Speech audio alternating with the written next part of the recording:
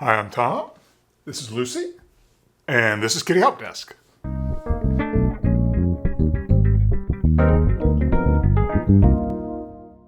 So today I just wanted to talk for a moment about the placement of your cat's litter boxes. In a lot of cases, people don't have a lot of choice because homes now, they range in size. It's hard to say because, like when I lived in Los Angeles, I think the largest place I ever lived in was 600, 700 square feet. Whereas, there are areas of the country where homes are thousands and thousands of square feet. So it just depends on your circumstance. But in many cases, people have or feel that they have limited places that they could put a litter box that, wouldn't really be in their way. And so when you're choosing a place to put a litter box, it's very important that you take into account what placement will benefit your cat. It shouldn't just be about what's convenient to you. So to that goal, I just want to explain a few things that you really should consider in this choice. So the first thing is something that I know immediately is going to get some blowback, but it's very important that you not put the litter box in your laundry room. Now, I know a lot of you have your litter boxes in the laundry room. I hear it from clients all the time. But here's the problem with that. In the laundry room, there are these large devices that make scary sounds at unpredictable times. And that can really put a cat off of feeling secure in that area. And the number one thing that a cat wants to feel before they go into the litter box is they want to feel secure. They want to feel like the box is in an area where they want to be able to see off into the distance a little ways, make sure the coast is clear, make sure there aren't any predators coming, because very important to understand, your cat's instincts are telling them to be wary of predators no matter where they are. They are not capable of understanding that there aren't wolves running around inside your home. So whenever a cat wants to go to the litter box or when a cat is eating, those are the times when they're most vulnerable. Those are the times when they're most wanting to look around and make sure that there's no predators coming in any direction. That means no hood on the litter box because that keeps them from being able to see off anywhere except through the opening. And that, for most cats, makes a covered litter box unattractive.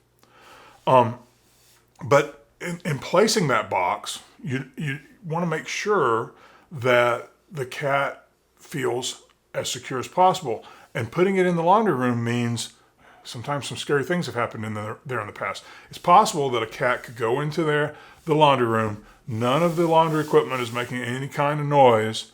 They get in the box, they start to go, and then the washer, which happened to be between cycles, suddenly goes gang, gang, gang. And now the cat is scared out of their mind. And then they start urinating in other parts of your home because now they're afraid to go use the litter box. Or they've associated the fear that they felt with the act of toileting. These are both very negative outcomes, and they can take quite some time to undo. So you can just avoid all of that by putting the litter box outside the laundry room. Now, where outside the laundry room? The main thing is, like what I was saying before, that these are areas that feel secure, not areas that get like a ton of foot traffic or areas near doors that are open and closed often throughout the day. You really want them to be relatively quiet areas, and you want them not to feel like a trap.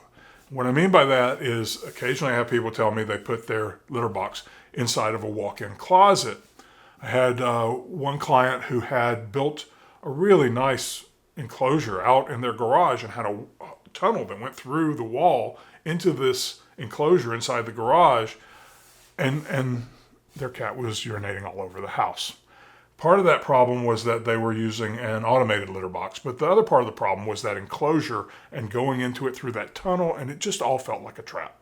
So the cat wants to be able to look off in all directions. They don't want to be down in this tunnel with a covering and all that so that they feel like they could get stuck there. Let's say if you're inside a covered litter box or even in one inside a closet, now there's a doorway that could be, approached by a predator, and now you're trapped and you can't get out and you're probably going to die. That's really the way a cat's mind is going to think about this. So you want to provide them with all the security you can by giving them multiple points of entrance and egress in and out of the box so they can jump out on multiple sides, they can go out in different directions. If they were to encounter a predator in that area, they've got a way out, you know? That's what they're looking for in a safe toileting situation. The other thing about, placement is oftentimes vertical placement is something that we don't always consider. But in a home with a dog, if that dog is attracted to litter boxes, as many of them are, they can make a cat very fearful of going in the box because the dog becomes very interested in the box when the cat gets into it. And so you can alleviate that just by elevating the box, putting it up high somewhere where the dog can't get to it, or by making the room where the box is inaccessible to the dog just by using something like a door strap that only lets the door open so far. You kind of have a little thing that you press and it opens it for you, but when it's closed, it's still open, wide enough that the cat can go in, but the dog can't. That can be very helpful because the cat really needs to feel safe. If I don't make any other point, I'll just say that over and over. Safe, safe, safe. The cat needs to feel safe when they're going to the litter box. And the more you can do to help promote their feelings of safety, the more they're going to like their litter box. Not just accept it, but they're going to like it. And then they're not going to stop using it inadvertently. You're not going to be coming to me asking me to help solve your problem why your cat is urinating all over the house. Because they're going to like their litter box. They're going to go there. They're going to feel safe. They're not going to feel threatened by the overall physical arrangement that they're being presented with. The other thing is if you have multiple cats, what cats will often do is if they're having disagreement, not getting along too well, they will often block access to prime resources to the other cats in your home. And the way that they generally do that, it doesn't look like anything, really. But they will lounge across a doorway or lounge across a hallway, anywhere in your home where you have bottlenecks. They'll kind of figure that out, and they'll lounge across that, and then they'll keep the other cats from getting to a prime resource. In many cases, people will put multiple litter boxes into a single room. Now, with multiple cats, that's a big mistake, just because the cats are going to perceive that really as just one litter box. That's one toileting area, not multiple toileting areas. So they don't perceive the choice there because the boxes are side by side or on opposite sides of the same room. But the other downside to that is that now one cat can lounge across that doorway that leads to that room. The other cats can't go in there and use the litter boxes at all. And if they really need to go, they're not going to challenge that cat lounging across the door because that's a potentially conflict-laden interaction. Cats really are driven not to have any conflicts with other cats. It's very important to them to avoid conflict in the wild because conflict really doesn't get you anywhere. It doesn't ensure your survival in the way a lack of conflict does.